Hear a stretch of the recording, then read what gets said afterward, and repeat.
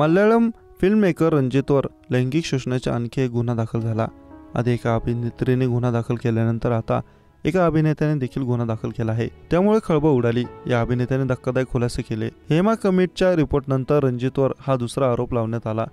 बंगाली अभिनेत्रीने श्रीलेखा मित्रा हिने केलेल्या लैंगिक छळाच्या आरोपानंतर प्रसिद्ध फिल्ममेकर रंजित विरोधात आणखी एक गुन्हा दाखल करण्यात आला। ANIने दिलेल्या माहितीनुसार पीडित अभिनेत्याने सांगितलं की रंजितने एका ऑडिशनसाठी त्याला बंगळुरूला बोलवलं।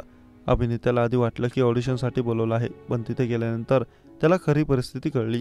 अभिनेत्याने दावा केला आहे की दुसऱ्या दिवशी रंजितने त्याला गप्प बसण्यासाठी पैशांची ऑफर दिली। अभिनेत्याने सांगितले की त्याने मला लग्न होऊन उभे राहण्यास सांगितले। तो एका अभिनेत्रीशी बोलत होता। रेवती असं तिचं नाव होतं। मी पहिल्यांदा तिचं नाव ऐकलं। तो मला म्हणाला ही रेवती होती। त्या दोघांमध्ये काय नातं आहे हे मला माहिती नाही, पण रंजितने माझा फोटो तिला पाठवले।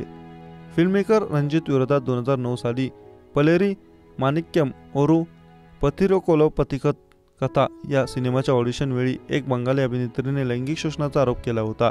त्यानंतर FIR दाखल केली। केरळ पोलिसांनी रंजित विरोधात गुन्हा दाखल केला। हेमा कमिटीच्या रिपोर्टनंतर हे प्रकरण चांगलंच तापलं। अनेक अभिनेत्री, निर्माते, दिग्दर्शक आणि अभिनेत्यांकडून झालेल्या लैंगिक छळावर भाष्य केलं। अभिनेत्री मीनू मुनीर हिनं 4 अभिनेते आणि इतर टेक्निशियन्सवर लैंगिक छळाचे गंभीर आरोप केले, ज्यात अभिनेता मनियन पिल्लू राजू, जयसूर्या आणि अडवेला बाबू यांची नावे होती। यांच्यातील अभिनेता जयसूर्या आणि मुकेश विरोधात FIR दाखल करण्यात आला आहे।